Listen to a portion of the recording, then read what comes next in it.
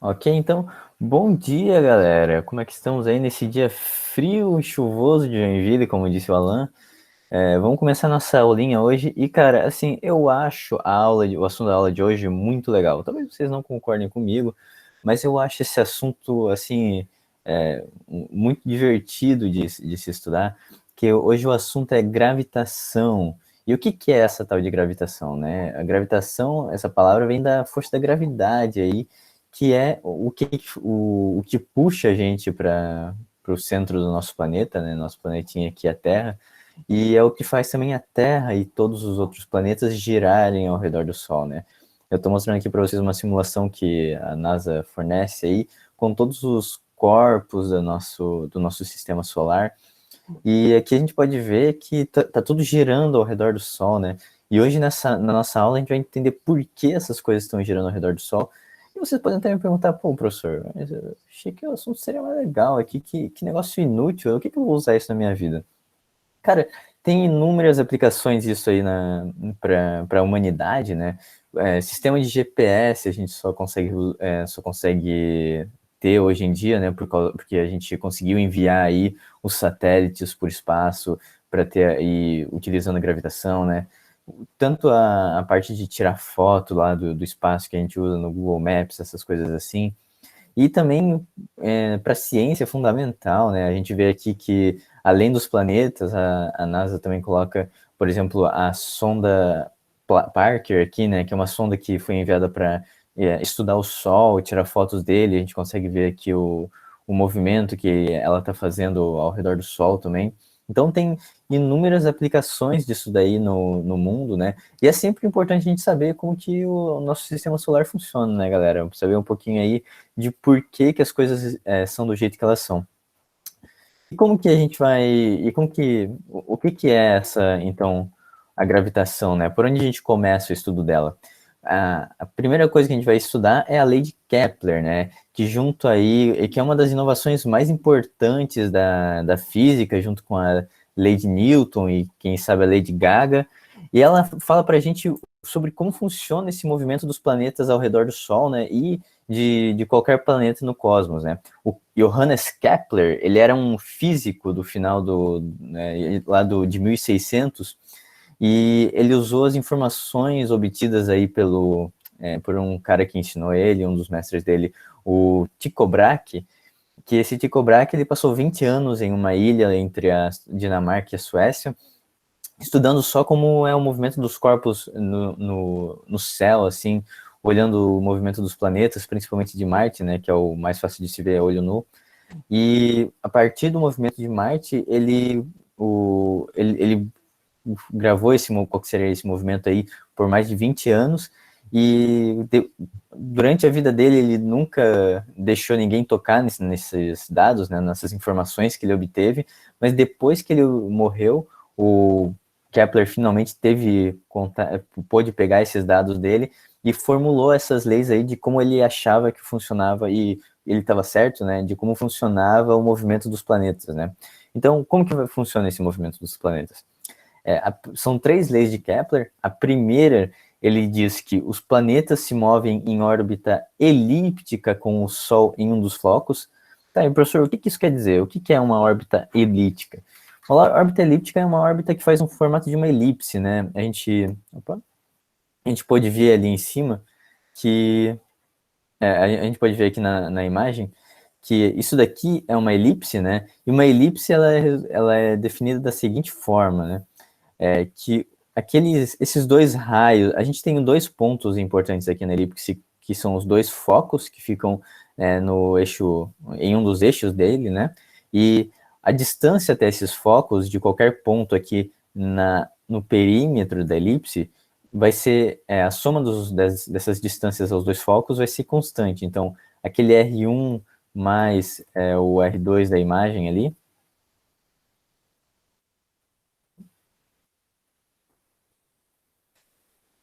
galera, aí R1 mais R2 da imagem vai ser igual a uma constante, né? Então, isso aí vocês podem até pensar que tem uma certa similaridade com um círculo, né? Porque o que a gente tinha num círculo? Quando a gente tinha lá o nosso círculozinho, a gente tinha o centro dele e um círculo é definido como, galera? Um círculo é definido que o, a distância do perímetro dele até o centro dele vai ser constante. Essa distância aqui a gente chama de raio, né? Então o raio dele vai ser constante. Percebam uma certa similaridade com a definição aqui que a gente tem de uma elipse, com a definição que a gente tem de uma elipse, porque aqui a gente tem dois pontos importantes, né? Agora não é mais só o centro do objeto que importa, é tanto o centro dele quanto desculpa, são dois focos agora que vão importar, né? E a soma das distâncias até esses focos que vão dar para a gente aí a definição de o que é a elipse. E agora, como que funciona esse movimento dos planetas ao redor da elipse, né? Como a gente pode... O que quer dizer que eles se movimentam ao redor os planetas se movimentam ao redor do Sol em órbitas elípticas com o Sol em um dos focos, né? Então, vocês imaginem que aqui nesse ponto, a gente tivesse aí a gente tivesse o nosso Sol, né? E dentro do perímetro da nossa elipse, então, nessa parte aqui dela, essa parte aqui dela, e nessa parte aqui dela, a gente tivesse o nosso planeta se movimentando, enquanto o Sol fica aqui nesse pontinho. Então, aqui mais embaixo a gente pode ver nessa imagem que é exatamente isso que está acontecendo. E a gente tem aí o que a gente chama do raio, o raio do movimento, né? Vai ser a distância do planeta até o Sol. Então, enquanto o planeta está se movimentando aqui, a gente percebe que ele vai ter várias distâncias diferentes do Sol, né? Aí, enquanto ele está nesse ponto aqui, ele está muito mais longe do que se ele estivesse nesse ponto aqui, né? Que estaria a um raio menor do Sol aqui, né? E quando a gente tem, então, observando essa imagem aqui, a gente percebe que vai ter duas distâncias importantes no movimento do planeta ao redor do Sol, que vai ser esse RAzão aqui, isso aqui a gente vai chamar de afélio,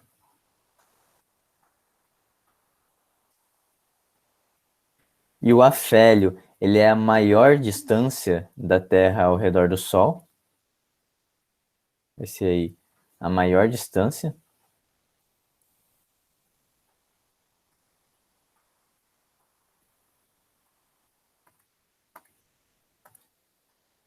e a gente tem esse outro ponto importante aqui, o nosso periélio, né? E o periélio, ele vai ser aí, aqui esse RP vai ser o periélio, e ele vai ser a menor distância do planeta até o Sol.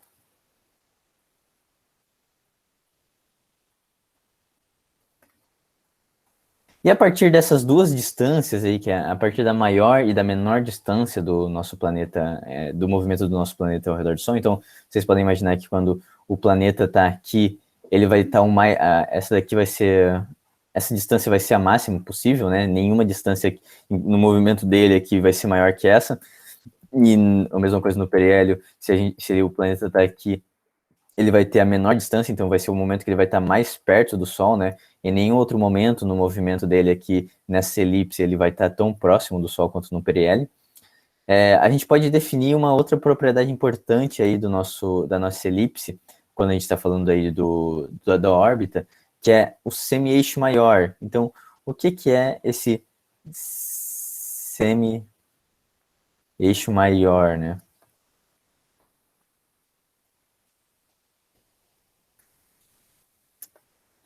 Esse semi-eixo maior, a gente vai chamar ele de A, e ele vai ser igual à média entre o nosso periélio e o nosso afélio. Então vai ser o RP mais o RA dividido por 2. Na imagem aqui, vocês podem imaginar que é toda essa distância aqui, né, essa soma dos dois dividido por 2, né? Então seria um ponto bem aqui no meio. Então é praticamente como se o semi-eixo maior, galera, ele é esse tamanho aqui da metade da nossa elipse, né? Da metade do movimento do planeta.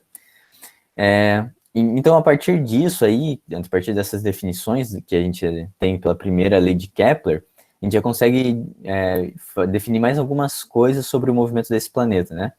A primeira coisa, a segunda coisa que a gente define, né, que a segunda lei de Kepler, é que os planetas varrem áreas iguais em tempos iguais. Pô, professor, o cara passou aí, um dos caras passou 20 anos observando o planeta, o outro aí passou a vida inteira dele estudando também, para ele mandar uma dessa, que informação inútil, que os planetas varrem áreas iguais em tempos iguais. Calma, gente. O que que isso quer dizer, né? Por que que ele está falando para a gente que é importante saber que os planetas varrem áreas iguais em tempos iguais? Primeiro, o que que isso quer dizer é que quando o planeta faz o movimento dele ao redor da elipse, essa área varrida aqui, então, essa parte que ele passa aqui que o raio dele, né, que a gente pode imaginar dois momentos do movimento dele, o raio inicial aqui, o raio inicial dele e o raio final dele, enquanto ele faz esse movimento, é como se o raio dele fosse passando por dentro da elipse e varrendo essa área aqui, né? Então, essa área que vai ser delimitada pelo raio inicial e pelo raio final dele em dois determinados momentos, ela vai ser sempre igual no mesmo intervalo de tempo. Então, vocês imaginem que ele levou um tempo ΔT aqui para se movimentar entre esses dois pontos, e ele vai demorar, se essa outra área aqui, que a gente pode ver que ela é muito mais alongada, né? Porque esses dois pontos aqui já estão muito mais afastados do Sol, né? Então esse raio aqui ele é muito maior do que os outros raios, o raiozinho pequeno que a gente estava vendo ali. A gente consegue ver que essa área aqui ela vai ser menor no mesmo intervalo de tempo. Mas percebam que no mesmo intervalo de tempo, para essa área ser maior, para essa área ser a mesma, o intervalo o intervalo de tempo também ser o mesmo, essa distância que ele percorreu aqui tem que ser menor, né? Porque percebam que quando esse raio é maior, a área ela fica grande muito mais facilmente, né? Então, por exemplo, a gente poderia até pensar que a gente poderia aproximar isso daqui como um triângulo aí, um triângulo retângulo, né?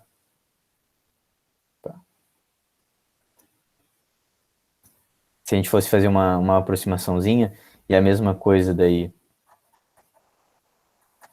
com essa outra área aqui, aproximando ela aqui com um triângulo retângulo, e eu vou fazer assim, na verdade. Não, não.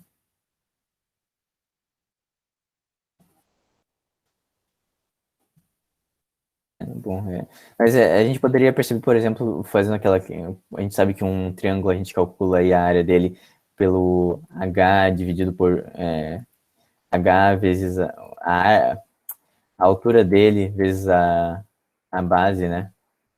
Dividido por 2. E percebam que essa altura aqui do nosso triângulo e dessa base, né?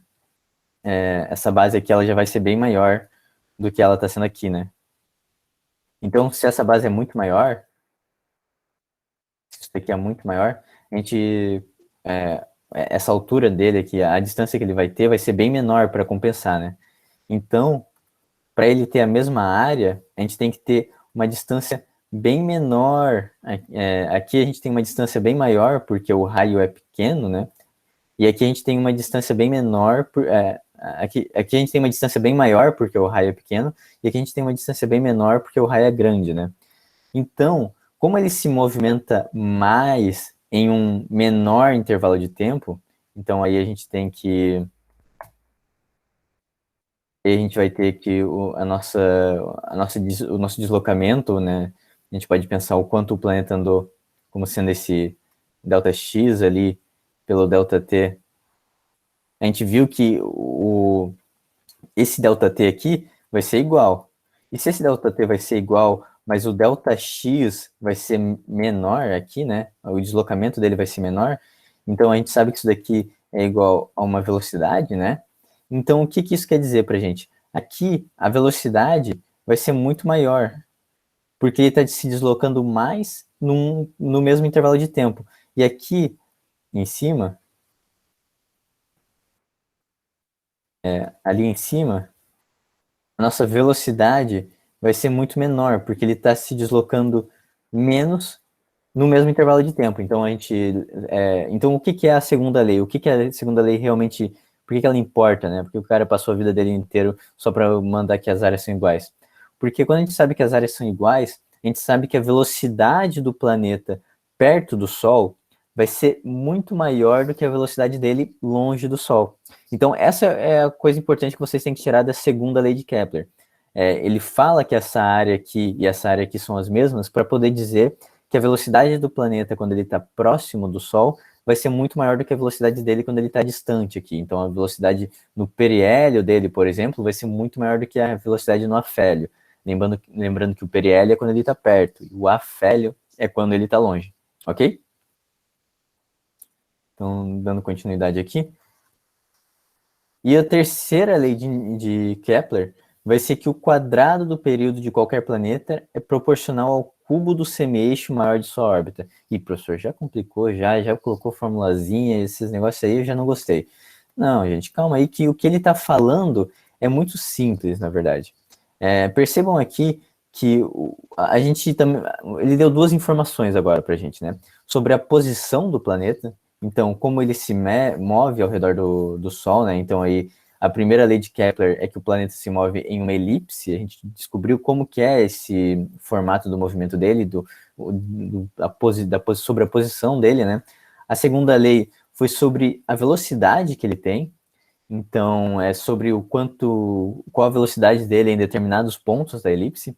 E a terceira lei de Kepler agora vai nos falar sobre o tempo, né? O tempo que ele leva para terminar uma volta completa. E esse tempo que ele leva aqui para terminar uma volta completa, então, pensando lá na nossa elipse, esse aqui mais bonitinho, né? Pensando lá na nossa elipse ali, qual seria o tempo que ele levaria para fazer todo esse movimento aqui, né? Dar uma volta completa ao redor do Sol? Esse tempo aí que ele é chamado de período, né, ou período orbital, ele vai ser proporcional, o quadrado desse período vai ser vai ser proporcional ao cubo do semi-eixo maior dele. Aqui a gente está chamando esse semi-eixo maior de R, mas lembrem que esse semi-eixo maior aqui, ele é definido por isso aqui, né? Isso aqui é o que ele chama de R ali. Então, quando a gente fala que esse semi-eixo maior aí, que o quadrado dele, né, o quadrado do período é proporcional ao cubo do semi-eixo maior, a gente está dando uma forma de calcular qual que seria, pelo menos ter uma ideia de qual que é o tempo que ele vai demorar para dar uma volta inteira ao redor do Sol, né? Então, se a gente tem aí o nosso sistema solar bonitinho, com o Sol aqui no meio, né? E daí os planetas girando aqui. Eu vou dar uma exagerada aqui na órbita dos planetas. Normalmente a órbita dos planetas bem mais circulares, né? Elas não são tão não são uma elipse tão pronunciada. Por isso que os astronautas aceleram perto dos planetas?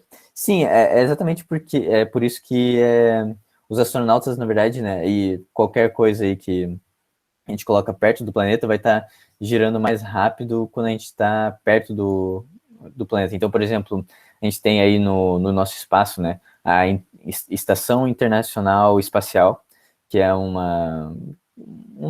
é um satélite que fica voando em volta do nosso planeta, onde os astronautas vão lá, foi lá onde o Marcos Pontes foi, né, eles mandaram ele de foguete lá e ele entrou nessa Estação Internacional Espacial, e ela dá uma volta, assim, a cada algumas horas em volta da Terra, né? Depois de porque ela está bem próxima da Terra. Então, se ela está bem próxima, esse raio é bem pequeno, o período dela também vai ser bem pequeno. Porque se ela está... O período dela porque como a gente viu ali, o quadrado do período é proporcional ao cubo desse raio, né, desse semi-eixo maior. Então, por exemplo, se a gente tem dois planetas aqui, a gente pode pensar que esse planeta aqui é a Terra e esse planeta aqui é Marte. Como a Terra está mais perto do Sol do que Marte, o raio dela é menor, né? Então, se o raio da Terra é menor, né, do que o raio de Marte, então quer dizer também que o período da Terra, então o tempo que a Terra leva para dar uma volta inteira ao redor do Sol, vai ser menor que o tempo que Marte leva para dar uma volta inteira ao redor do Sol, né? Isso daí é importante até porque agora a galera está querendo ir para Marte, né? Então, como vocês sabem, uma volta inteira ao redor do Sol quer dizer que a gente completou um ano, né? A gente define o nosso ano como sendo o tempo que a Terra leva para dar essa volta aqui ao redor do Sol. E e então o ano de Marte, né? Um ano de. Se vocês vivessem em Marte, o ano de vocês teria mais que 365 dias. Não sei quanto tempo que seria, mas seria maior do que o nosso ano normal, né? Porque esse tempo aqui que Marte vai levar para dar uma volta ao redor do Sol vai ser maior, já que o raio de Marte, né? A Marte fica mais distante do Sol do que a Terra. Ok? Então, praticamente essas. E além disso, né? Tem um outro termo aqui, né? Que é esse C. E esse C aqui é só uma constante de proporcionalidade. Então, a gente viu que ele depende, que esse período aqui, o quadrado do período depende do cubo do raio, multiplicado por um valor que a gente não sabe qual é, mas esse valor ele não muda, né? Esse valor ele vai ser constante aí, e a gente vai ver que ele é constante até para qualquer planeta que esteja girando ao redor do Sol. A gente vai ver mais para frente aí na nossa aula. Então, as leis de Kepler são essas. Falando um pouquinho agora de, assim, é difícil, né, de lembrar, eu sei que porque são coisas que tu tem que decorar, a primeira lei, segunda lei, terceira lei. O que eu recomendo para vocês é tentar pelo menos lembrar o que as leis dizem, né? Então, o que a gente sabe no geral, assim. Lembrem que tem uma lei, que vocês podem lembrar ou não que é a primeira, que diz que os planetas estão se movendo em uma elipse.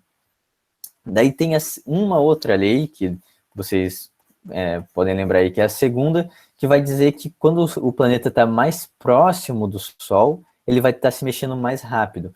E quando o planeta está mais longe do Sol, ele vai estar se mexendo mais devagar, ok? E tem uma outra lei que fala sobre quanto tempo ele demora para dar uma volta ao redor do Sol.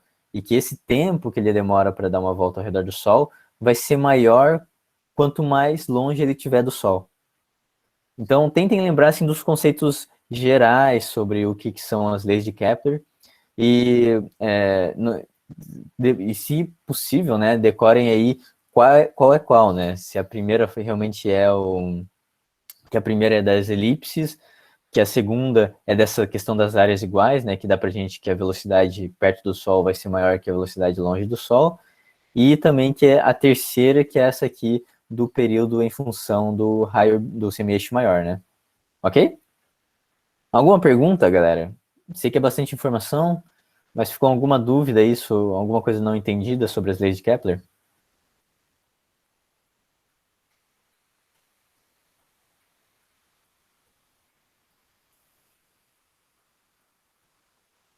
Ok, então.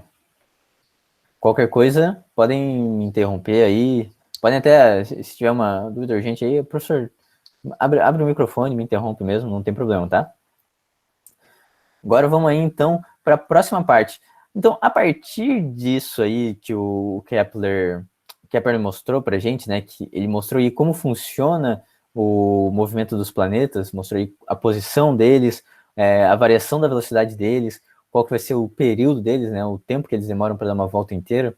Muito tempo depois, o Newton pegou isso e juntou isso com as leis aí que ele estava formando na época, né? E ele chegou nessa ideia da lei da gravitação universal.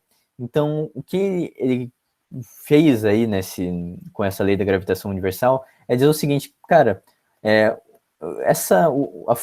as forças, né, que regem o movimento de uma coisa na Terra, em uma coisa caindo na Terra, é a mesma força que rege o movimento dos planetas ao redor do Sol. Então, o que tá acontecendo, ele vai dizer, é que tem uma força que puxa os planetas para perto do Sol, e essa força aí, por isso que eles vão girar ao redor do Sol, né? Porque tem sempre uma força apontada do planeta até o Sol, e como a gente viu aí, se a gente está tendo um movimento circular, né? Ou como é o caso aqui, um movimento elíptico, e a gente tem uma força, a gente precisa dessa força apontada para dentro do Sol, né? Porque a gente viu lá, quando vocês estavam estudando movimento rotacional, vocês viram que a gente vai ter uma componente aqui de aceleração centrípeta, né? Que ela vai estar apontada para dentro da nossa, do nosso círculo, ou do nosso movimento circular, uma aceleração centrípeta aqui. E essa aceleração aí, ela precisa que tenha uma força também, né, galera? Porque a gente viu que para ter uma aceleração precisa ter uma força. Então, justamente o que faz os planetas girarem, fazer esse movimento rotacional aí que vocês aprenderam ao redor do Sol, é a força da gravitação. É uma força que puxa o planeta para perto do Sol, né? E ele vai dizer também que essa mesma força da gravitação, a mesma força que puxa os planetas para perto do Sol, vai ser uma força que puxa a gente para perto da Terra. Então, quando a gente tem aí o nosso. Quando a gente está aqui no planeta Terra, né? A gente está sempre caindo, né, galera? Por que a gente cai para baixo? A gente está sendo puxado para o centro da Terra? Justamente por causa da gravidade, né? E aqui ele falou como que vai funcionar essa gravidade. Essa gravidade vai ser uma força que os dois objetos vão aplicar entre si. Então, tanto o Sol vai aplicar na Terra, quanto a Terra vai aplicar no Sol, né? Aqui a gente pode pensar que essa massa maior é o Sol e essa massa menor é a Terra. Os dois vão aplicar uma força um no outro, né? E essas forças, elas criam essas duas forças que são feitas são um par ação e reação, né? Porque se o Sol está puxando a Terra tem que puxar o Sol de novo. Então a gente vai ter aqui que essa força aqui e essa força aqui, elas são um par de reação e reação, elas são iguais, né? Elas vão ser iguais. E elas agem em corpos diferentes, né? Como a gente viu que é realmente o nosso par de ação e reação. E como que a gente calcula a gente sabe então que essas forças aqui, elas são de um planeta, vêm de um planeta e apontam para o outro, né? Então, um planeta vai ser puxado para o centro do outro aqui, a gente sabe a direção deles, a gente sabe o sentido deles e qual vai ser o módulo deles, então. Qual que vai ser o tamanho dessa força. O tamanho dessa força vai ser dada por essa formulinha aqui, ó. F igual a G vezes Mzão, Mzinho, dividido por R ao quadrado. Então, esse G aqui é a constante gravitacional universal, com constante da gravitação universal, e ela é uma constante, então ela tem um valor, né? Vai ser esse númerozinho aqui, 6,67 vezes 10 na menos 11 metro quadrado por quilograma quadrado. A gente vai entender aí o que é, por que dessa unidade, né? E a gente tem aqui também os outros fatores aqui, né, são a massa do objeto maior e a massa do objeto menor. Esses objetos também podem ter o mesmo tamanho, né, galera? Daí é só questão de multiplicar a massa dos dois juntos, dividido pela distância dos dois. Então, essa distância aqui, né, o Rzinho, ao quadrado. Então, percebam que quanto maior for a massa dos planetas, maior vai ser essa força aqui, porque a massa está multiplicando, né? Já, por outro lado, quanto maior for o raio, ou seja, quanto maior for a distância entre os planetas, menor vai ser a força. Então, se tu tá mais longe da Terra, né, a Terra vai te puxar com uma força menor do que se tu tá mais perto. Se agora aí tu tá sentindo uma certa pressão para baixo aí, né, tu tá sentindo essa força da Terra te puxar, se tu estivesse sei lá, 1.000 quilômetros a mais de distância da Terra, tu se sentiria mais leve, porque como esse raio aqui aumenta, essa força aqui também vai aumentar. Por isso que no espaço a gente flutua, né, galera? Porque a gente está bem longe dos planetas, e então, como essa distância aqui é grande, essa força aqui vai ser muito pequena, né? Porque a distância está dividindo aqui na nossa fórmula, ok? Então a gente pode até ver aqui, então, as nossas unidades, né? Aqui a gente percebe a força é dada em Newton, né? Então a gente vai ter aí duas massas multiplicadas, que vão ser dadas em quilograma, e a distância vai ser dada em metro, né? Então aqui é metro quadrado. Então por isso que o nosso G aqui, ele vai ser dado nessa unidade aqui, né? Para dar Newton, para esse G aqui, para o nosso resultado dar em Newton, a gente vai precisar que o nosso G seja dado em metro quadrado por quilograma quadrado. E aqui é também multiplicado por Newton, né? Newton metro quadrado por quilograma quadrado, que é o que a gente tem aqui embaixo. O metro quadrado vai cortar com o metro quadrado, o quilograma quadrado vai cortar com as massas ali, e o que a gente vai ter é Newton dos dois lados, né? Só para garantir que dá uma força, ok?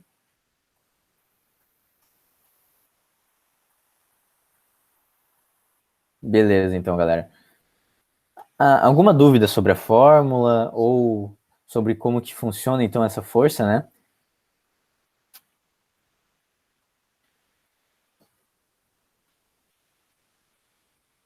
Até agora nada? Ok. Então a gente pode ver, então, melhor o que a gente pode tirar a partir dessa lei da gravitação universal, né? Por que o Newton chegou nela e como que a gente pode usar ela, então, se o Newton usou ela para encontrar as leis de Kepler, como que a gente pode usar ela para encontrar, se ele usou as leis de Kepler para encontrar ela, como que a gente pode usar ela para encontrar as leis de Kepler, né? Bom, primeiro eu quero falar para vocês que, na verdade, o movimento dos planetas, ele não é exatamente um ele é uma elipse, mas ele é muito próximo de um círculo, né? Porque os dois focos dele aqui, então, olhando a nossa elipse, a gente vai ter um foco aqui e um foco aqui. Se a gente tem uma outra elipse, se a gente fosse, por exemplo, aproximando os nossos focos, então, se eu apagar essa elipse aqui, vou fazer outra. A gente poderia, por exemplo, ter uma elipse um pouquinho mais próxima de um círculo aqui, né? Em que esses dois focos, né? Um foco aqui e um foco aqui, eles estão bem próximos um do outro. Então, é quase como se essas distâncias aqui, né? Até um ponto na elipse, elas são quase, sabe, a diferença entre as duas é bem pequena, né? Só essa diferençazinha aqui no meio. E se a gente tivesse, por exemplo, que os focos eles estivessem no mesmo ponto, por exemplo, aqui no meio, daí a gente tem o nosso círculo, né? A gente viu aí que a gente só precisa que a distância dos focos até o perímetro que seja sempre constante. Então, se a gente tem uma elipse com dois focos muito próximos, é quase como se a gente tivesse um círculo. Por isso que o movimento dos planetas é quase circular. A gente pode até ver aqui.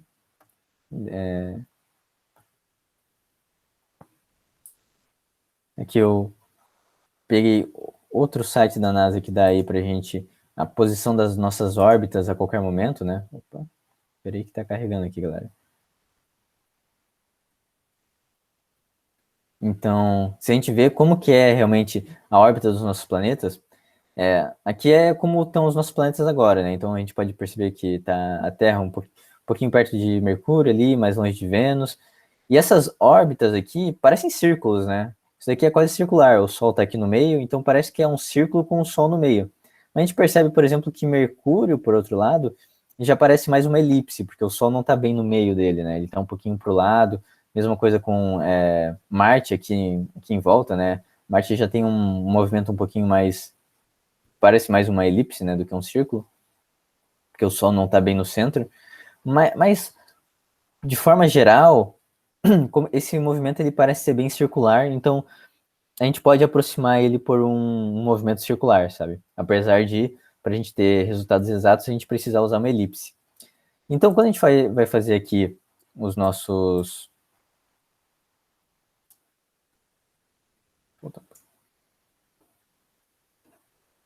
Então, quando a gente vai fazer aqui... Deixa eu só colocar em tela cheia. Eu vou fazer então eu vou fazer algumas derivações aqui com vocês. Eu vou considerar que esse movimento ele vai ser circular. A gente conseguiria fazer as mesmas definições para um movimento elipsoide, um movimento elíptico, né? Só que seria mais complexo, né? Então, para simplificar as coisas aqui, eu vou só considerar que que os movimentos são circulares, ok? Então, por exemplo, a gente tem aqui o nosso planetinha se movendo ao redor do Sol, né? Ele vai estar aqui e vai ter uma força que vem dele até o Sol. Essa força aí vai ser a força gravitacional, a força da gravidade, né?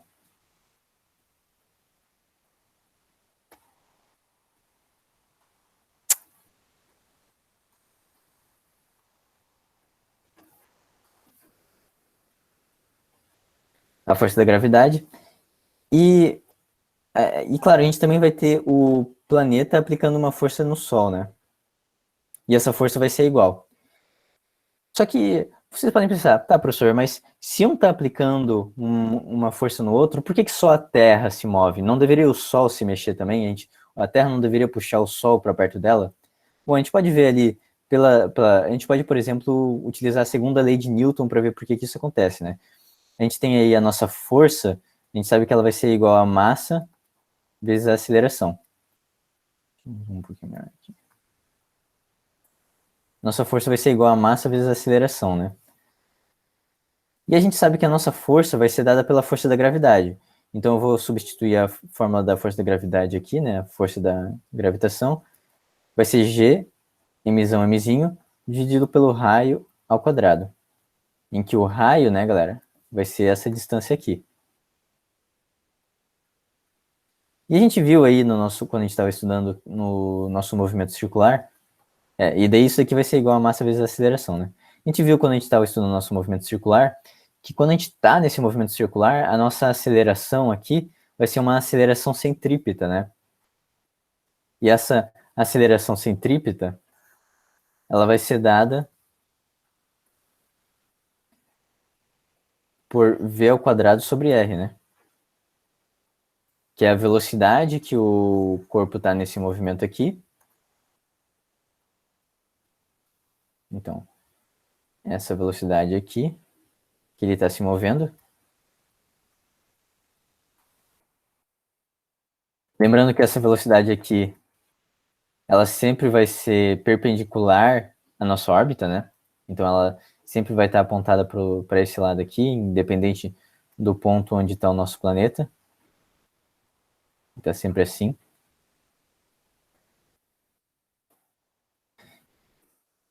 E então, substituindo isso daqui na fórmula ali... na verdade, antes eu queria mostrar uma outra coisa para vocês. Então, vamos pensar nessa primeira fórmula aqui. Nessa primeira fórmula aqui. O que a gente pode tirar dela, né? Bom, primeiro eu vou fazer as duas equações, né, para o movimento do Sol e para o movimento da Terra. Vamos pensar o que acontece no caso do Sol. A gente vai ter aí o Gzão, Mzão, que é a massa do Sol, vezes o Mzinho, dividido pelo R ao quadrado, vai ser igual a massa do Sol, que é grande, vezes a aceleração do Sol, né? Aqui a gente percebe que a gente pode cortar as massas, né? Porque a gente tem massa dos dois lados, então corta, corta. A gente vai ter aí, então, que o G vezes o Mzinho, que é a massa da Terra, dividido pelo raio ao quadrado, vai ser igual à aceleração que é aplicada no Sol, né?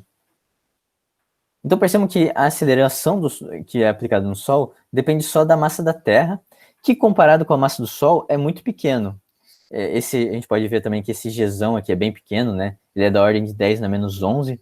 E esse raio aqui é muito grande. A gente vai ver aí que o raio da Terra a distância média, né, da Terra até o Sol, ela é chamada de uma unidade astronômica.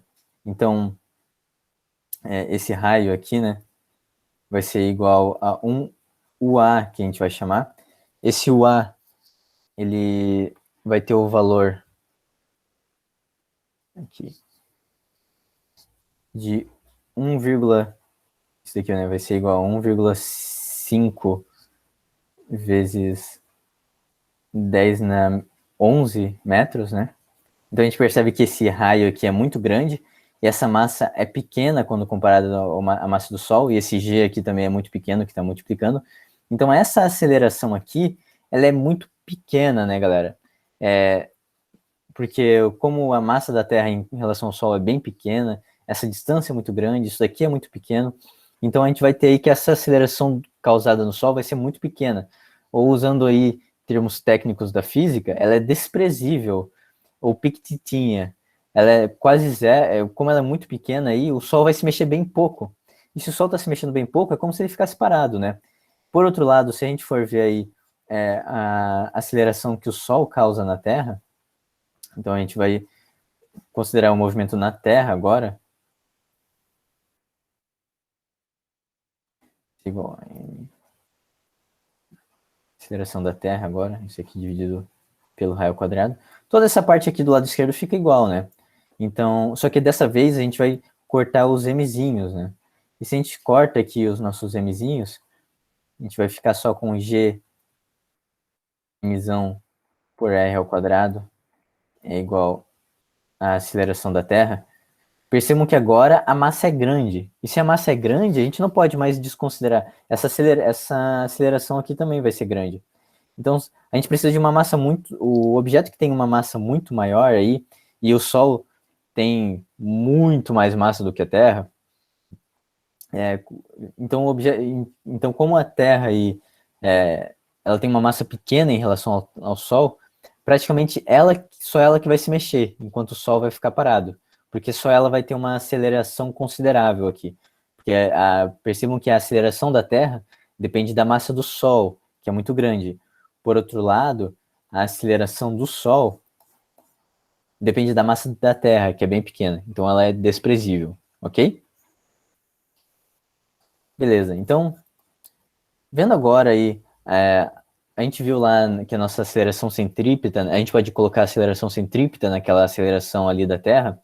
Vamos fazer isso agora e ver onde que a gente chega, né? A gente viu ali que g mzão, mzinho por r ao quadrado vai ser igual a m v quadrado dividido pelo r. Aqui eu só substituí o a por v quadrado dividido por r, né? Então vem aqui, corta as massas, né? A massa da Terra. E a gente vai então chegar aí que gzão mzão dividido por rzinho ao quadrado vai ser igual a v quadrado sobre r. Então, corta um r aqui com esse quadrado. E eu vou passar já a raiz para o outro lado, né? Então, tem aqui gzão mzão sobre r é igual a v quadrado. Eu vou passar o v para esse lado da esquerda aqui, tá, galera? E daí eu vou tirar a raiz já. Então, a gente vai ter aí que a nossa velocidade vai ser igual a raiz de g mzão sobre r. Então aqui a gente achou uma fórmula para a velocidade para qual que vai ser essa velocidade da Terra ao redor do Sol a partir ali da lei da gravitação de Newton, né? Percebam que essa velocidade aqui, ela depende inversamente do raio. Então, como o raio está dividindo aqui, se esse raio for grande, essa velocidade vai ser pequena. Por outro lado, se esse raio for pequeno, essa velocidade vai ser grande, ok? Então, o que a gente descobriu aqui? A gente chegou de volta na segunda lei de Kepler, né? Porque vocês se lembram lá que a segunda lei de Kepler falava que um corpo está aqui ao redor do Sol, o Sol está aqui. Se o corpo estava passando por aqui, ele vai ter uma velocidade bem grande, né? E se ele estava passando por aqui, a velocidade dele vai ser pequena. Aqui com a lei da gravitação, a gente descobriu a mesma coisa. Porque aqui a gente tem um raio grande, então se esse raio é grande, a velocidade vai ser pequena, a gente já viu aqui. E aqui a gente tem um raio bem pequenininho, um raiozinho aqui. E se esse raio é pequeno, a velocidade aqui vai ser grande, ok? Então a gente redescobriu a segunda lei de Kepler. Da mesma forma que aqui em cima a gente viu por que os planetas ficam nesse movimento ao redor do Sol, né? Que é a primeira lei de Kepler. Para mostrar para vocês que é uma elipse é muito mais complicado, galera. Eu não vou demonstrar aqui. Mas percebam que a partir da primeira lei de Newton a gente já consegue encontrar de volta as leis de Kepler, né? E daí vocês podem falar, tá, professor, tem mais uma lei de Kepler e a gente consegue chegar nela também? Bom, vamos ver aqui, né? A terceira lei de Kepler, ela dizia pra gente que o período ao quadrado vai ser igual a uma constante vezes o raio ao cubo, né? Tá. Então, o que eu quero que vocês vejam agora, que a gente chegou aqui, né, nessa fórmula aqui para velocidade, né? Aqui para deixar mais bonitinho o quadro. A gente chegou aí na nossa velocidade em função do raio. Agora eu quero que vocês lembrem, tá, como a gente poderia descobrir qual que é o período que um corpo leva para girar ao redor do Sol, né? Bom, vamos lembrar lá que a gente tem aí, quando a gente tem o nosso círculo, né? Opa, quando a gente tem o nosso movimento circular, vocês viram aí na aula, acho que 2 de vocês, que quando que a gente vai ter um período, né, que é o período do movimento circular, que vai ser, qual que vai ser esse tempo para o corpo dar uma volta inteira ao redor aqui fazer esse movimento inteiro aqui, né? Isso aqui que é o que a gente chama desse tempo de período, vai ser a distância que ele vai andar, então delta x, dividido pelo tempo que ele andou, né? Esse delta, não, desculpa, estou viajando. Esse tempo aqui, né? A gente sabe, né, que delta x sobre delta t é a velocidade.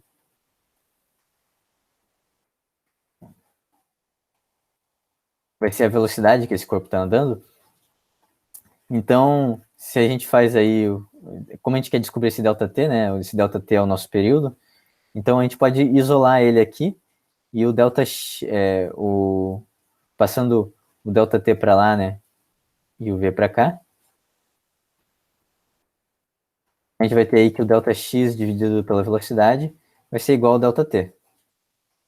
E esse delta t aqui vai ser simplesmente o nosso período, né? Lembrando que eu quero saber qual que é o tempo que ele demora para dar essa volta inteira. Então a velocidade aqui é a velocidade que ele está andando ao redor do círculo, né? E qual que é esse delta x? Bom, o delta x é toda essa distância aqui do círculo, né? E qual que é o perímetro de um círculo, galera? Qual que é essa distância que ele vai percorrer aqui? A gente já viu que o perímetro de um círculo é o raio multiplicado por 2 vezes π, né? Então, aqui a gente tem o raio dele. Então, toda essa distância aqui ao redor do círculo vai ser raio vezes 2π. Vamos substituir isso aqui, então, no nosso Δx. Então, raio vezes 2π dividido pela velocidade vai ser igual ao nosso período. Tudo certo, galera? Vocês entenderam, então, como que eu achei essa formulinha aqui pro... Vocês já viram isso na aula 2 de vocês, inclusive.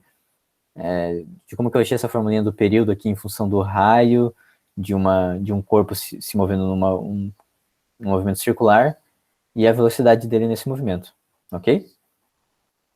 A gente tem essa nossa formulinha aqui. Então, percebam que aqui a gente tem a velocidade, né?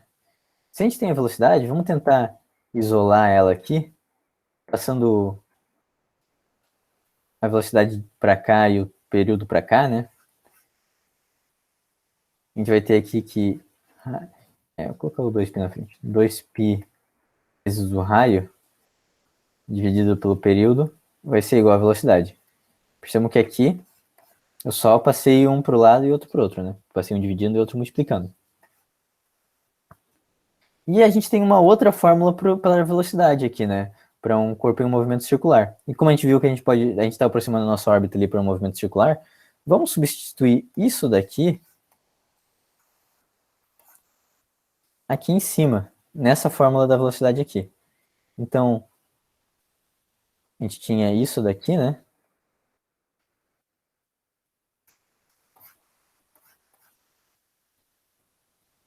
Passando aqui para baixo.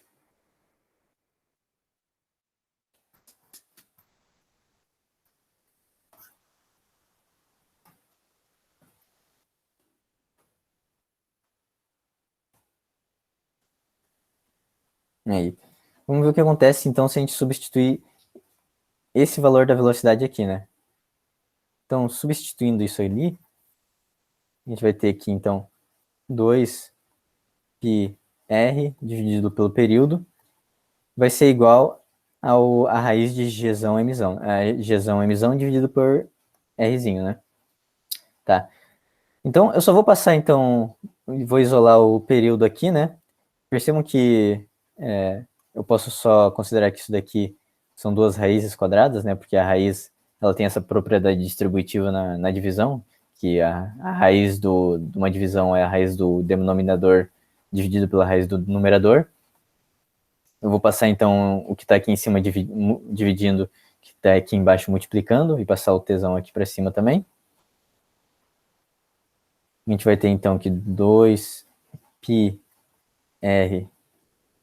multiplicado por raiz de Rzinho, passei para cá, dividido pela raiz de Gzão emissão, passei esse aqui para cá agora, aqui para baixo. Vai ser igual ao período, né? Agora vamos dar uma organizada nessa galera aqui. Colocar o t, que é o período no lado esquerdo, que é o que a gente quer achar. Aqui a gente vai ter 2πr raiz de Rzinho dividido por raiz de Gzão emissão. Vou elevar os dois lados ao quadrado para tirar essas raízes aqui. Então vou vir aqui, elevar ao quadrado.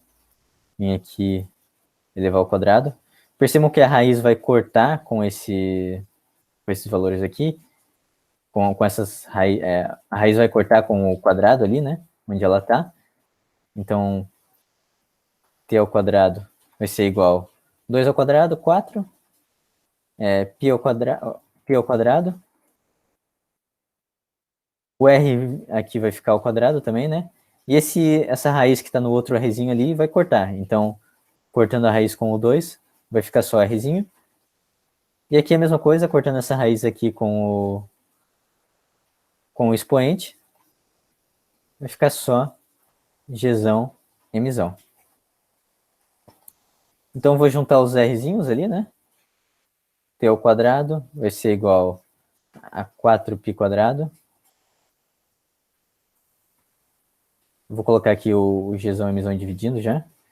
Vezes R ao cubo. Opa, perceba uma coisa, galera. Nós chegamos numa fórmula aqui que relaciona o t, o período, com o raio, né?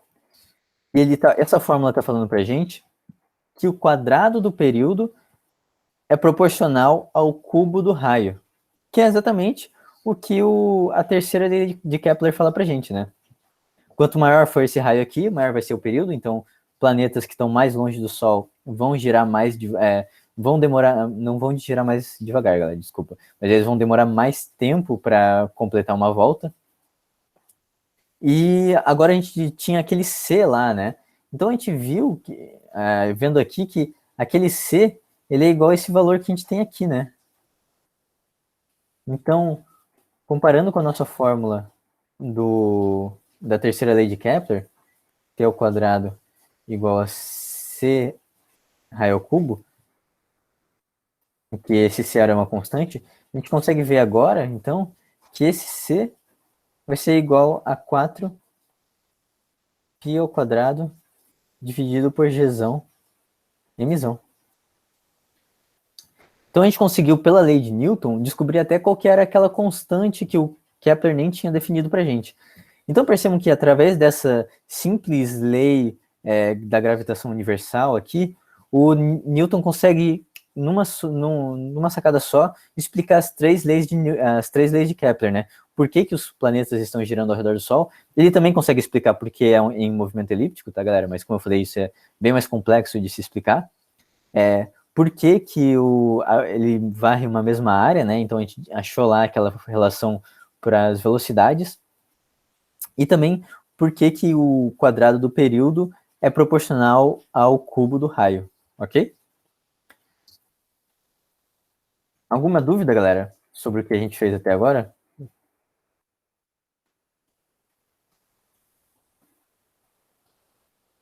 O Mzinho a gente cortou lá em cima, Eduarda. Perceba que quando a gente começou a gente aplicou então a segunda lei de Newton, né? A gente falou aqui, opa, a força era igual a massa vezes a aceleração. E essa aceleração aqui a gente falou que é a aceleração centrípeta, né? Que é V ao quadrado sobre o Rzinho. Então, quando a gente aplicou isso daqui aqui, o Mzinho cortou com esse Mzinho aqui do lado direito, sabe? Então, perceba que quando a gente aplicou a fórmula ali, juntou com a segunda lei de Newton, né? A gente conseguiu cortar esses Mzinhos, então o movimento ali do corpo menor vai depender só da massa do corpo maior. Isso é uma coisa importante de lembrar também. Que vai cortar esses Mzinhos aqui, então o movimento do corpo sempre só vai depender da massa do corpo maior, e nunca da massa do corpo menor, ok? Até eu acho que vocês já devem ter visto isso, talvez quando vocês estudaram lá em... Não, acho que talvez vocês não viram ainda, na verdade. Mas por isso que tem esse teste bem famoso, né? Em que vocês derrubam uma pena e uma bola de boliche juntos e os dois caem juntos, né? Os dois caem ao mesmo tempo. Porque a queda deles não vai depender da massa deles, só depende da massa da Terra. Então vocês podem fazer esse teste, na verdade vocês não vão conseguir, né? Mas é porque se vocês fazem essa queda no vácuo, né? Onde o ar não consegue empurrar nem a pena, nem a bola de boliche aí nem a bola de boliche, os dois vão cair ao mesmo tempo. Eu até no final da aula posso até mostrar um vídeo disso para vocês. Mas lembre-se então que o movimento ali, essa aceleração do corpo menor só vai depender da massa do corpo maior, não da massa dele mesmo, ok? Elas cortam aqui quando a gente aplica a segunda lei de Newton. Mais alguma dúvida, galera?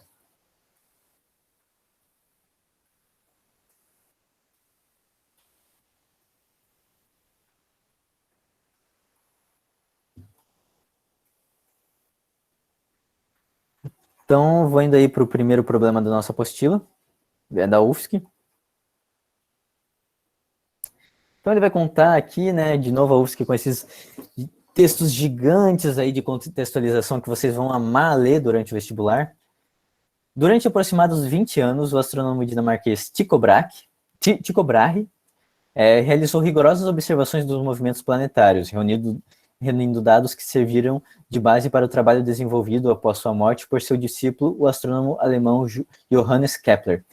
Aqui tem uma vírgula, tá, galera? Não é sua morte por seu discípulo. O Kepler não matou o Brahe, mesmo eu imaginando que o Kepler queria matar ele, né? Porque o Brahe só deu as informações dos planetas aí que ele adquiriu por esses 20 anos depois que ele morreu. Enquanto na vida dele ele guardou É claro, né? Porque se o cara passou 20 anos trabalhando nisso, é óbvio que ele não vai querer mostrar isso para ninguém, né? Ele escolheu esconder de todo mundo. Então o Kepler teve que esperar a morte dele para conseguir ter acesso a esses dados, né? E o Kepler, possuidor de grande habilidade matemática, analisou cuidadosamente os dados coletados por Tycho Brahe, ao longo de vários anos, tendo descoberto 3 leis para o movimento dos planetas. Apresentamos a seguir o enunciado das 3 leis de Kepler. Primeira lei de Kepler. Aqui eles até, nessa questão, eles já dão as leis de Kepler para vocês, né? Então já fica um pouquinho até mais tranquilo de resolver a questão. Não precisa, vocês na hora não teriam que ter decorado, né? Primeira lei de Kepler. Cada planeta descreve uma órbita elíptica em torno do Sol, da qual o Sol ocupa um dos focos. Correto, né? Segunda lei de Kepler, o raio vetor, segmento de reta imaginário que liga o Sol ao planeta. Então, lá de volta na nossa orbitazinha ali, Então, o que ele está chamando de raio vetor aqui é simplesmente o raio aqui, né?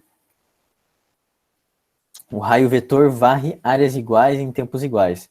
Então, é isso que a gente já viu, né? Então, essa área aqui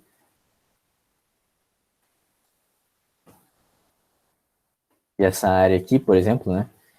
Vão ser percorridas no mesmo ΔT.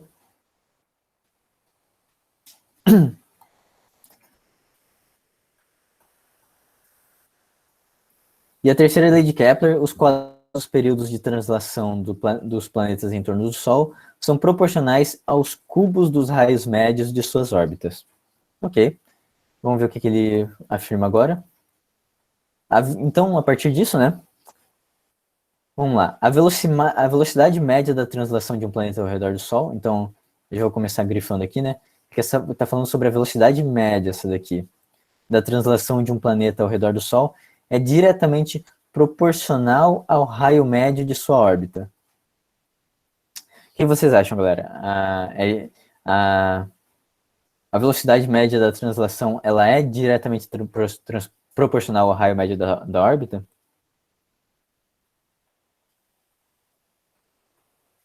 Lembrando que diretamente proporcional, né? Quer dizer que quando um aumenta, o outro diminui. Então, dizer que a velocidade, eles usam esse símbolo aqui, né? A velocidade é proporcional ao raio, né? É diretamente proporcional ao raio. Quer dizer que quanto maior o raio, maior a velocidade. Vocês acham que isso é verdade? Não, né, galera? Na verdade, quanto menor o raio, daí que maior a velocidade. Então, eles são inversamente proporcionais. Então, isso daqui está errado. Ele não é diretamente proporcional. Ok? Isso aqui vocês tirariam lá da segunda lei de Kepler, né? Vocês lembrariam que quando o objeto está mais perto do Sol, ele vai estar mais rápido. Então, e quando ele está mais longe, ele vai estar mais lento. Isso aí é o principal que vocês têm que tirar da segunda lei, né? Ela é escrita de um jeito meio estranho, porque ela fala das áreas varridas, né? Mas é isso daqui que vocês têm que tirar da segunda lei, né? Então essa uma aqui não, essa uma aqui está incorreta.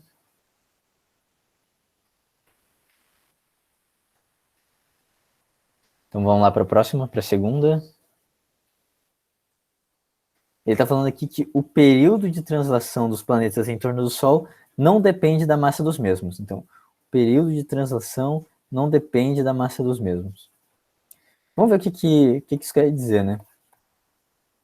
Então, como que a gente achou o nosso período lá, né, galera? A gente fez toda aquela resolução, é, aquela dedução lá, e a gente chegou nessa fórmula aqui, né? Que o período ao quadrado é igual a 4 π ao quadrado dividido por Gzão emissão vezes o raio ao cubo. Então, a terceira lei de Kepler, né, ele fala pra gente que o período, ele depende o quadrado do período depende do cubo do raio, né? Então, o período, ele depende do raio só do planeta.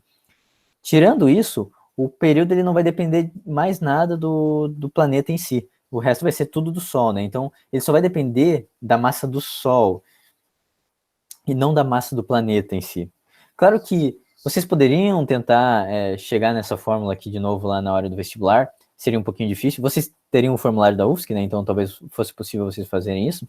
Então seria um pouquinho de chegar nessa fórmula de novo, se você não lembra direito como que faz, né? Mas lembrem que lembre daquela questão que a força gravitacional, melhor, a aceleração de um objeto ao redor do Sol, de um corpo ao redor do Sol, só vai depender da massa do Sol, né? Então, disso vocês já poderiam ter uma ideia que o período também ele não dependeria da massa do planeta, né? Ele dependeria só dessa massa do Sol aqui, como a gente está vendo nessa equação. E a própria terceira lei de Kepler diz que o período ele vai depender só dessa distância, né? O resto vai ser uma constante aqui. Então, essa segunda aqui tá certo, né? Ela não depende da massa dos mesmos, ela não depende da massa dos planetas. Então essa daqui tá correta, é 0,2. Vamos para a próxima.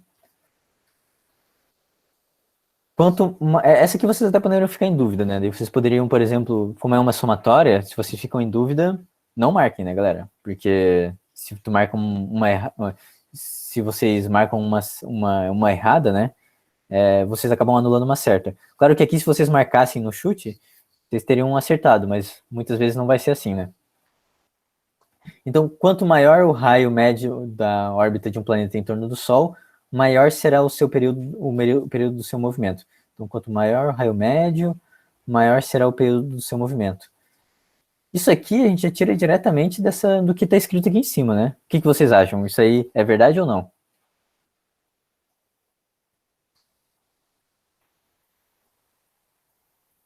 Deixa eu voltar ali para a questão, né? Quanto maior o raio médio da órbita de um planeta ao redor do Sol, maior será o período. Sim, né? Exatamente. E aqui ele já fala isso pra gente, que o quadrado dos períodos de translação dos planetas em torno do Sol são proporcionais aos cubos dos raios médios de suas órbitas. Aqui tem muita palavra, tem o quadrado e o cubo envolvido, mas no final o que ele está falando é o seguinte, né? Que independente, né, de ser o quadrado ou não, os períodos são proporcionais aos raios médios. E se os períodos são proporcionais aos raios médios, então é verdade que quanto maior será quanto maior o raio médio, maior será o período, ok? Então essa daqui também está correta. Vamos ver a 8 aqui. A segunda lei de Kepler assegura que o módulo de velocidade aqui, então, a segunda lei de Kepler assegura que o módulo da velocidade de translação de um planeta em torno do Sol é constante. É isso que a segunda lei de Kepler diz, galera? Que a velocidade vai ser constante ao longo do movimento do planeta ao redor do Sol?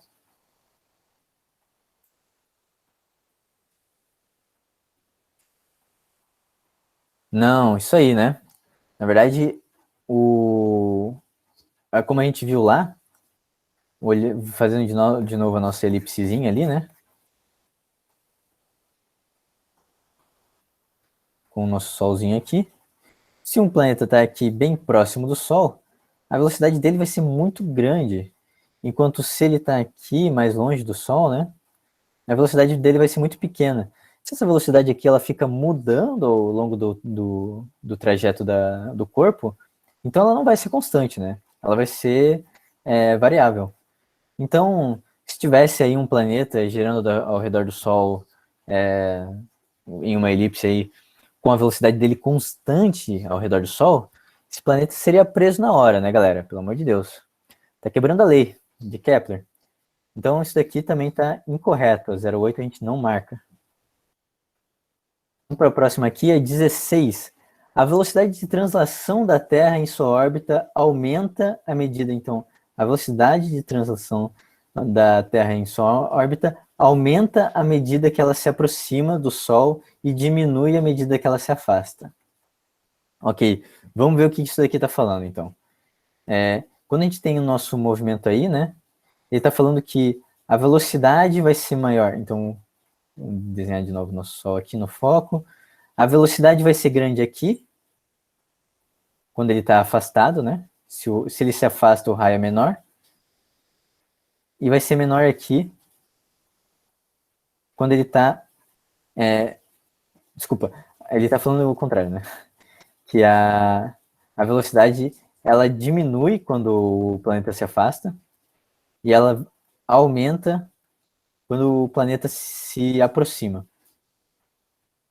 Então, eu sempre recomendo vocês a fazerem desenhinhos, assim, rabisquem a prova de vocês o quanto vocês quiserem, que daí, talvez, olhando um desenho assim, vocês se lembrem, opa, eu lembro do professor ter feito um desenho mais ou menos assim lá na aula, que quando o planeta estava nessa parte aqui do movimento, quando ele estava longe, a velocidade dele vai ser pequena, né? Ele vai estar se mexendo bem devagar. Então, quando a gente tem aqui o nosso planetinha, né? Vocês podem lembrar que o planeta, ele vem aqui, né? Ele vem bem rapidinho aqui, daí aqui ele começa a ir devagar, daí ele vem rápido de novo e começa a ir devagar, e ele vai ficar fazendo esse movimento, né? E é exatamente isso que a segunda lei de Kepler vai dar pra gente, né? Que é verdade, que À medida que ele se aproxima, a velocidade aumenta, e à medida que ele se afasta, a velocidade diminui. Então essa daqui também está correta, corretíssima.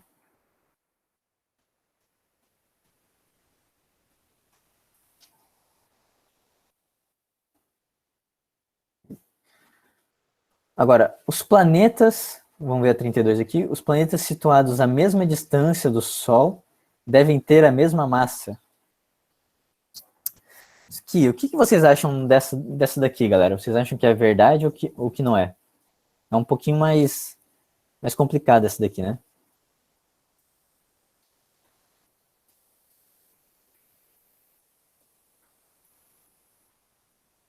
Agora, eu quero perguntar para vocês: existe alguma fórmula que associa a massa do planeta à distância que ele tem do Sol? A distância que ele vai ter do corpo que ele está orbitando ali? A gente viu alguma fórmula assim?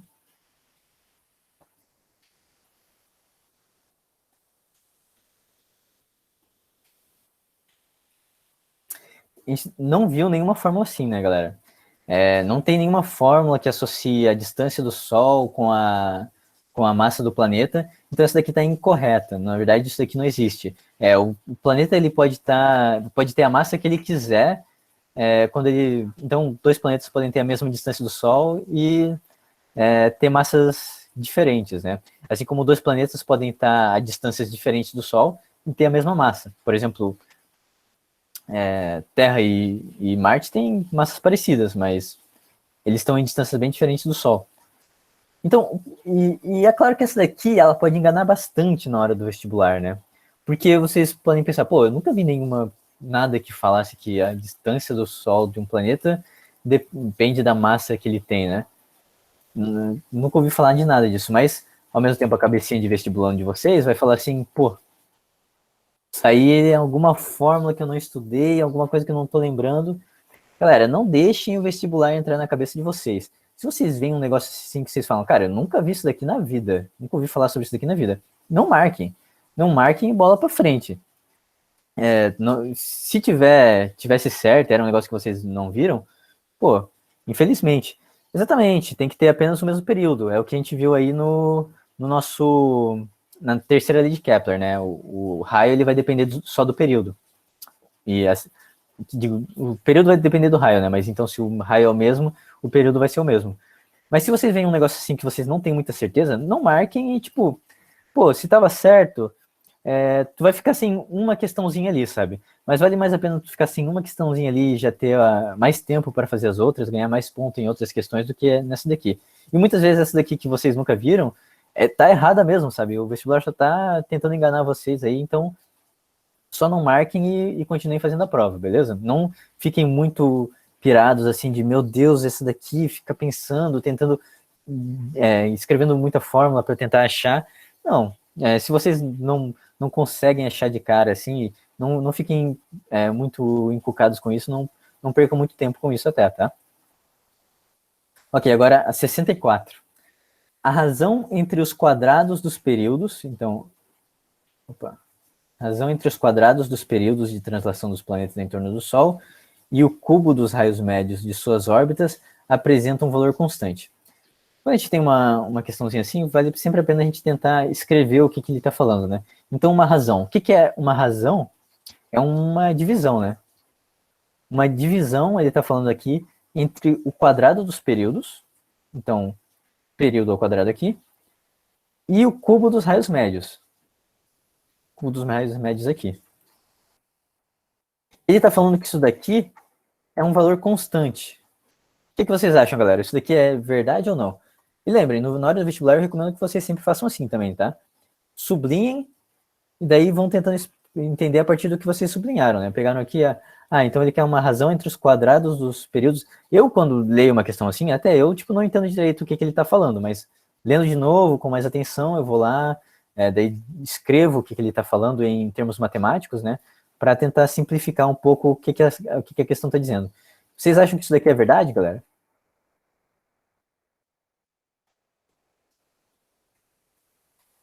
Vou esperar alguém que não se chama Eduardo responder dessa vez, tá, galera? Porque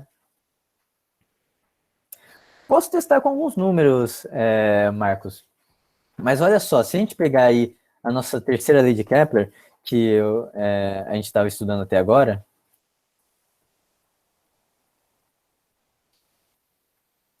a gente viu ali, só pela terceira lei de Kepler, né, que o período ao quadrado vai ser igual a uma constante vezes o raio ao cubo. Então, se a gente passar esse raio aqui dividindo, a gente vai ter exatamente isso daqui, né? Isso aqui, esse C, a gente realmente sabe. Opa, não entendi essa fórmula. Claro, qual fórmula tu não entendeu, Ramaíra? Essa daqui que eu escrevi agora?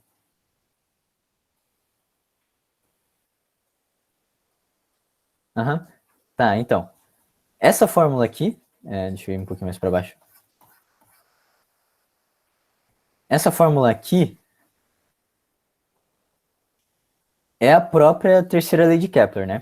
Então, quando ele deu lá a nossa terceira lei de Kepler, ele até fala isso daqui para vocês, que o quadrado dos períodos de translação dos planetas em torno do Sol são proporcionais aos cubos dos raios médios de suas órbitas. Isso daí quer dizer que o quadrado dos períodos, isso daqui, vai ser igual a uma constante vezes o cubo das órbitas, né? Ao cubo do raio das órbitas. Porque, como ele dá a questão, né, ele fala que esses dois são proporcionais. A gente usa esse sinalzinho aqui para dizer que eles são proporcionais, né, que os dois estão multiplicando dos dois lados da equação. E isso é a mesma coisa, se os dois são proporcionais, é a mesma coisa que dizer que eles são um número, né, uma constante, multiplicado pelo raio dos cubos. Isso daqui vocês teriam que lembrar mais ou menos, né, que vai ter uma constante envolvida na terceira lei de Kepler, né? Não é só que o período ao quadrado é igual ao raio ao cubo. Não, tem uma constante ali também envolvida. Então, essa questão 64, então, tu entende de onde veio essa fórmula aqui agora?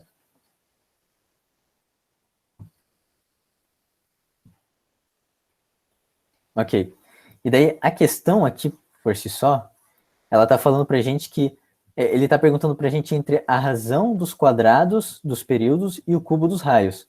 Então, uma razão, né, é uma divisão.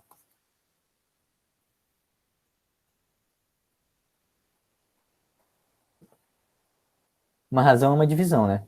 Então, o que é essa divisão que ele está pedindo ali? É a divisão entre o quadrado dos períodos e o cubo dos raios. E ele está falando para a gente que isso daqui é uma constante. Ok? Entenderam então por que eu escrevi isso daqui agora? Porque ele mesmo fala sobre a questão mesmo está falando ali, né, sobre a razão entre o período e o raio, né? O quadrado do período e o cubo do raio. Ok?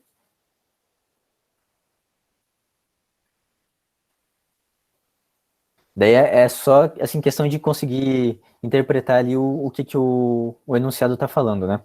Às vezes isso é difícil mesmo, galera, porque é muita palavra, né? E vocês podem se perder nas palavras, mas tentem dividir assim o enunciado passo a passo. Tá, ele quer uma razão.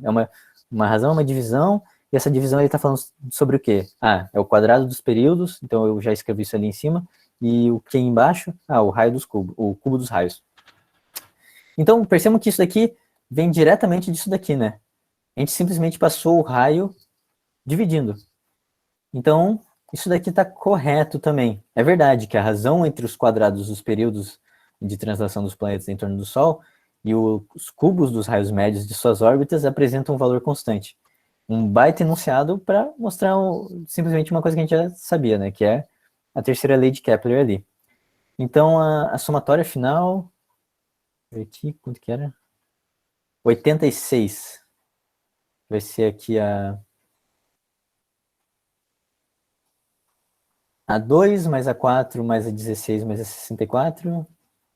Então, isso tudo aqui vai ser... Deixa eu um pouquinho para baixo. A resposta aqui vai ser 86. Ok, galera? Alguma dúvida, galera? Um TE? Não, aqui na verdade é um... Era para ser um T sobre R, mas eu, quando passei isso daqui para baixo, Acabei com tudo aqui. Deixa eu escrever de volta. T ao quadrado sobre R ao cubo vai ser igual a uma constante. Ah, ok. Ah, e assim, galera, me avisem também se eu tô indo muito rápido, tá? Se eu tô escrevendo muito rápido, eu sei que tem gente que gosta de prestar atenção e daí depois copiar. Daí eu posso organizar melhor as coisas ali, pra gente, vocês conseguirem copiar mais facilmente, né? Ok, então? Vinícius, Opa, antes de ir para a próxima questão, só o pessoal fazer a chamada rapidinho ali, para não atrapalhar na próxima questão. claro, claro. Nome Podem botar completo, um. nome completo no chat, pessoal. Mesma coisa de sempre. Beleza. É só ali, ó, no comecinho ali falar de alguma coisa sobre a velocidade. Agora vai se perder por causa do chat. Não, não, sim, eu vi ali. O João falou que estava na velocidade certa e o José falando que tá dando para pegar. Isso. Obrigado, Vinícius. Pode Não, continuar. capaz. Tem que colocar o meu nome também aí, Alan? Vai pra cobrar minha presença? Ver se eu Aí tô é dando aula mesmo? professor Diego. Tu tem gravado, tô dando aula. Beleza, então. Vamos aqui para a próxima, então, né, galera? Espera aí vocês terminarem de escrever os nomes. Dá uma respirada também, né? Isso é uma coisa também que vocês podem fazer no vestibular. Entre uma questão e outra, dá uma respirada assim, uns 10 segundinhos de respirada aí para conseguir entrar na próxima questão de cabeça limpa, né? Até porque muitas vezes, galera, isso aí, a parte emocional pega demais na hora do vestibular. Então, quando vocês acabaram de fazer uma questão, às vezes a questão é difícil, vocês podem estar assim com a cabeça a mil, sabe? De meu Deus, passei por uma questão difícil aqui, não devo ter acertado nada. Às vezes vocês até acertaram, mas acham que não acertaram, né? E daí, nossa, o que que eu vou para a próxima aqui para tentar compensar, vou fazer rápido aqui. Não, galera, respirem sempre. Não vão ficar fazendo a prova aí muito, muito afobados, né? Porque a parte emocional pega demais. Eu já conheci várias pessoas que assim, iam muito bem nos simulados da escola, iam muito bem nas provas da escola, né? E se tu desse um vestibular assim para, sei lá, desse uma UFSC passada para eles assim, eles resolveriam ela inteira assim e tirariam a nota para passar, mas na hora lá do vestibular a pessoa trava, não consegue fazer direito, é muita pressão. Isso aí não tem como ensinar para vocês, né? Mas eu já aviso para vocês que vocês é muito importante vocês conseguirem lidar com o nervosismo e com essa parte emocional também, tá? Eu diria tão importante quanto saber a matéria é saber lidar com essa parte emocional, ok?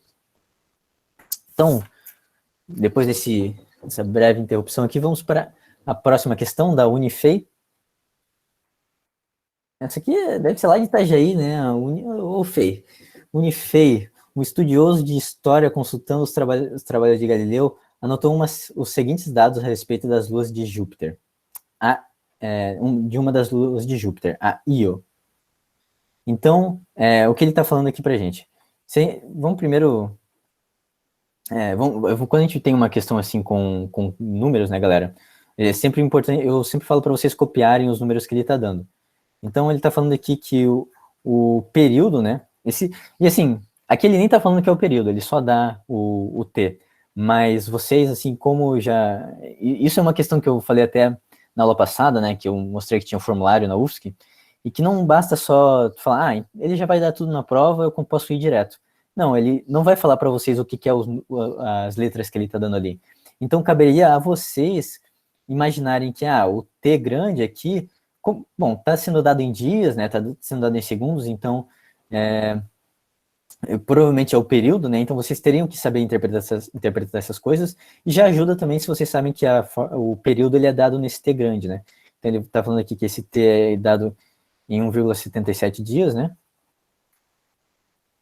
E isso aqui também é igual, aí ele dá o valor em segundos, que é 1,5 vezes 10 na quinta segundos. 10 na quinta segundos. E o raio da órbita é 4,2 vezes 10 na 5 quilômetros. O raio vai ser igual a 4,2 vezes 10 na quinta? Na quarta quilômetro. Não, é na quinta mesmo. Quilômetros. Então, aqui vocês já poderiam até tirar que é uma questão sobre gravitação, né? A gente provavelmente vai falar sobre isso. A partir desses dados e conhecendo a constante gravitacional, ele dá ali também o valor da constante gravitacional. Eu não vou copiar aqui, porque é uma constante, né? Vocês poderiam copiar na hora. E o raio de Júpiter, RJ, é igual a 7 vezes 10 na quarta quilômetros. Então, vamos copiar isso daqui também, por que não?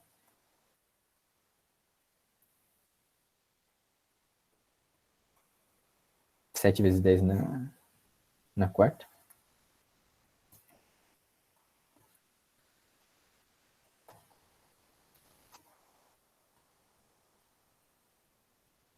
Quilômetros.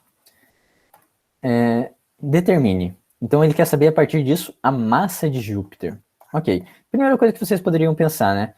Como que eu vou saber como eu vou achar a massa de Júpiter? Bom, a primeira coisa que vocês podem fazer é usar aquelas formulinhas que vocês já têm lá, né? Que a gente já viu aí na nossa aula, né? Então, e tentar relacionar ela com algumas coisas aqui. Percebam que, por exemplo, ele deu o raio da órbita. Então, quando ele fala raio, ele está considerando que a órbita é circular, né? E como eu falei, muitas das órbitas, como eu mostrei até ali para vocês, a órbita da Terra, por exemplo, ela é bem próxima de uma órbita circular, porque os focos ali são bem próximos, né? A aula vai até as 10, né? Isso, aham. Então, por isso que ele dá esse raio aqui, né? Ele não dá, por exemplo, não fala de semeixo maior, ou fala de afélio e periélio, que é aquelas outras distâncias que a gente viu lá no começo da aula. Então vamos ver como que a gente poderia encontrar isso daí, né? E vocês poderiam começar, inclusive, fazendo por aplicando, né, a fórmula da gravidade, da gravitação ali. Então, tem várias formas de vocês fazerem, né? Mas a forma que eu acho que o vestibular ali esperaria que vocês fizessem seria realmente deduzindo aquela fórmula. Eu não sei se isso seria dado na prova, por exemplo, né?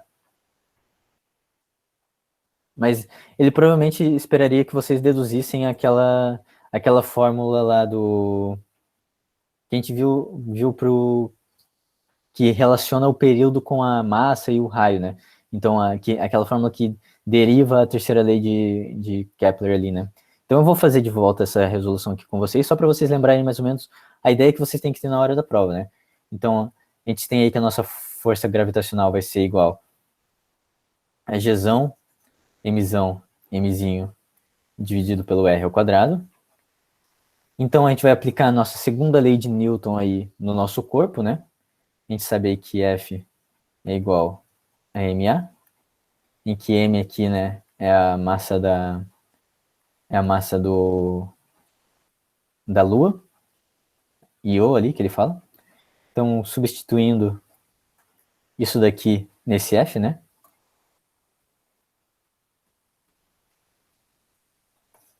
a gente vai ter aí que Gzão, Mzão, Mzinho dividido pelo R ao quadrado vai ser igual a Mzinho vezes a aceleração. Isso aqui, essas massas vão cortar. Então, Gzão, Mzão dividido pelo R ao quadrado vai ser igual a A. E a gente sabe aí, então, né, que é um movimento circular, ele até fala em raio ali, então a gente pode considerar aí a nossa aceleração centrípeta, que é igual a V ao quadrado sobre R, porque a gente está falando de uma... Voltando aqui, né? Isso aqui é Júpiter, isso aqui é Io, e aquela força lá para dentro, né? Vai estar apontada para cá.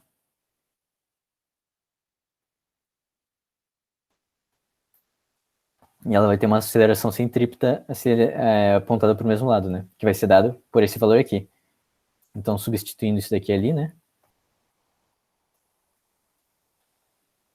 Que é a mesma... Isso aqui a gente já viu nessa aula, né, galera? r ao quadrado igual a v ao quadrado sobre r. E daí a gente pode isolar o nosso v aqui. Eu vou fazer isso rapidinho porque a gente já fez isso nessa aula, né? Então v ao quadrado é igual a... Isso aqui vai cortar, né? Para simplificar um pouquinho. A gmzão sobre r. E o v vai ser igual a raiz de gzão mzão sobre r. Então, deixa eu dar um tempinho aí para vocês conseguirem copiar tudo certinho. E a partir disso aí a gente teria que lembrar daí, né, da fórmula do período de um movimento circular também. Então a gente saberia que o período lá, como a gente viu, né, tempo que ele vai demorar aqui, vou até ver de novo como a gente chega ali, né. A gente vai ter que a velocidade do corpo também vai ser igual ao quanto ele anda dividido pelo quanto ele demora para isso, né.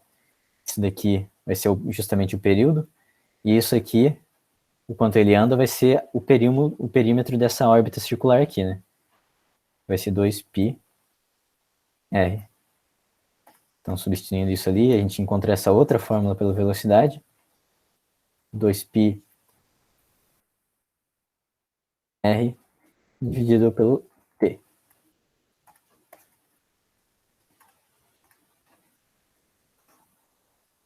Agora a gente vai vir aqui, substituir, como velocidade é igual a isso daqui, e a velocidade é igual a isso daqui, né? A gente vai igualar esses dois termos, vai substituir a velocidade lá em cima, então a gente vai ter aí que a raiz de g mzão sobre r é igual a 2πr sobre t. Lembrando de novo, a gente pode dividir essa raiz aqui em duas, né? Raiz aqui. Passa por um lado dividindo, por outro multiplicando. Faz aqui o xzinho, né? Vai ter o nosso t igual a 2πr raiz de r dividido pela raiz de g. Na verdade, aqui eu vou até fazer diferente, né? Aqui, se eu isolar o período, eu chego onde a gente chegou antes, né? Mas eu vou isolar, na verdade, o m aqui, então, só. Então, eu vou passar só o rzinho lá para o outro lado, que é raiz de g vezes raiz de m, né? 2πr raiz de r. Tudo isso dividido pelo período.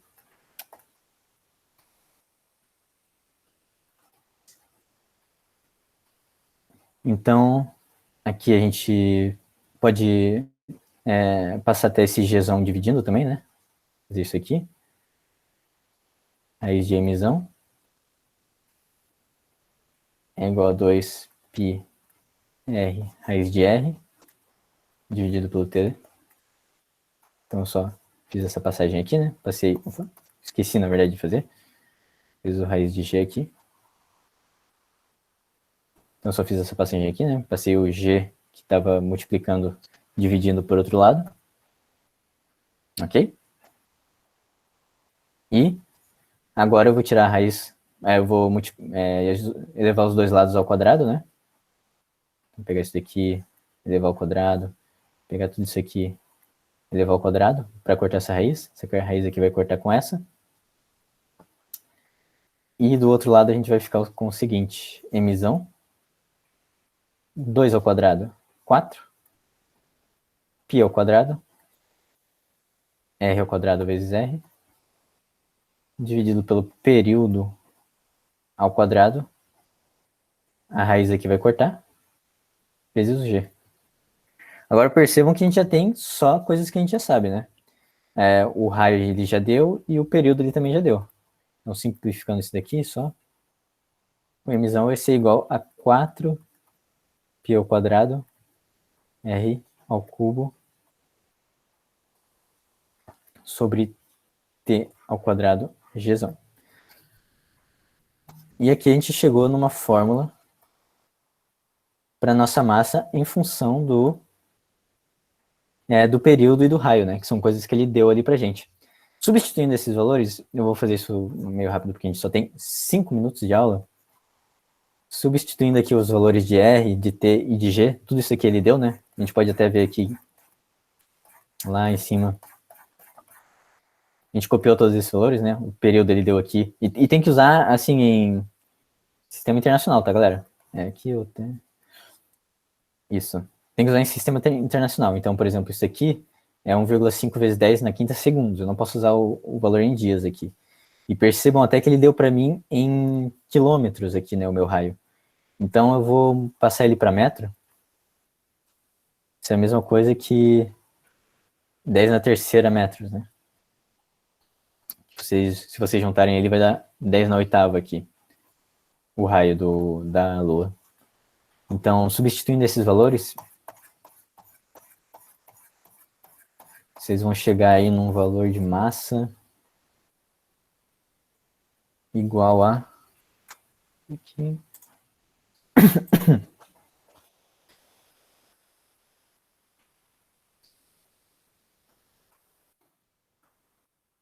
1,9 vezes 10 na 27 quilogramas. Inclusive, quando vocês forem fazer isso, trabalhem justamente com notação científica aqui, tá, galera? Usem o 10 na... Façam essa continha aí. E vai ficar uns números, mas principalmente vai ter muitos 10 na não sei o que, né? Então vai ter 10 na 11, 10 na menos 11, 10 na 5, 10 na oitava, né? Então, trabalhem com notação científica para ficar mais simples. Isso aqui é a resposta da A. E agora eu sei que vocês devem estar pensando que essa aqui foi difícil, né? Pô, professor, tinha que lembrar um monte de coisa. Claro, eu já tinha deduzido isso daqui mais ou menos com vocês, né? Só que eu tinha deixado esse t ao quadrado aqui e esse mzão aqui. E, bom, são muitas coisas para lembrar, mas percebam que vem de conceitos simples, né? Vem ali a lei da gravitação, que vocês vão... ou vocês têm que lembrar, ou vai estar lá já no formulário da prova, e daí essa é uma formulinha um pouquinho mais complexa, mas o resto, daí, aceleração centrípeta, provavelmente, se você, daí vocês também teriam que lembrar, né, que é v quadrado sobre r, mas isso aí é algo que vocês vão usar em várias questões, e também aquela questão do período, né, que o período é igual a 2πr vezes dividido pelo... que a velocidade é igual a 2πr dividido pelo período, né? Então, são conceitos básicos que vocês teriam que lembrar para ir substituindo e resolvendo essa questão, tá? Eu sei que é muito difícil, mas vocês podem... Eu vou disponibilizar daí essa aula aqui. Essa aqui eu vou colocar mesmo no Moodle, prometo ali que eu já mando para lá. E daí vocês podem dar uma olhadinha nela melhor, como que faz toda essa dedução aqui. Mas na hora da prova, vocês podem tentar tirar esses conceitos aí, então, o que eu tenho que fazer agora, o que faria sentido fazer agora, né, para tentar chegar nela de volta, né? Ok? Alguma dúvida, galera, sobre essa questão aqui?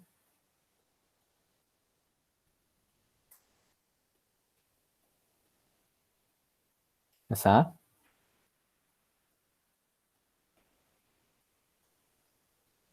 É meio complicado mesmo.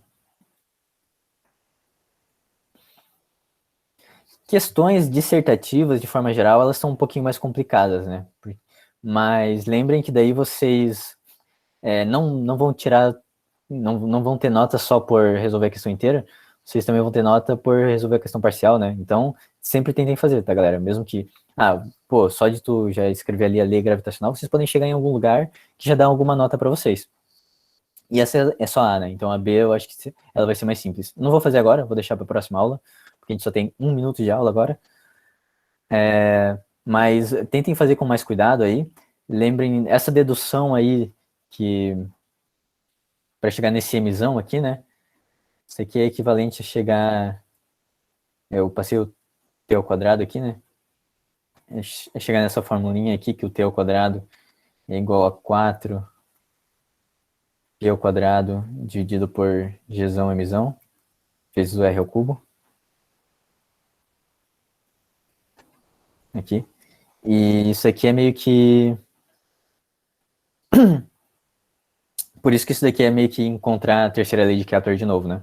Então, tentem fazer essa dedução vocês, lembrar o passo a passo, o que, que a gente está fazendo ali.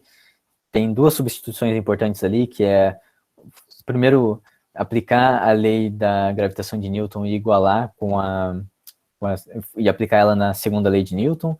Daí, substituir a aceleração pela aceleração centrípeta, que é v ao quadrado sobre r, e depois substituir lá a velocidade que a gente acha pela velocidade ao redor de um círculo, né? Então vai ficar 2πr sobre o período, e para chegar nisso daqui no final. É complicado, mas tentem lembrar desses conceitos básicos que vão guiar vocês ali na hora da prova, né? Tentem aplicar essas questões de movimento rotacional, né? Então, movimento circular uniforme, que vocês aprenderam lá na aula 2.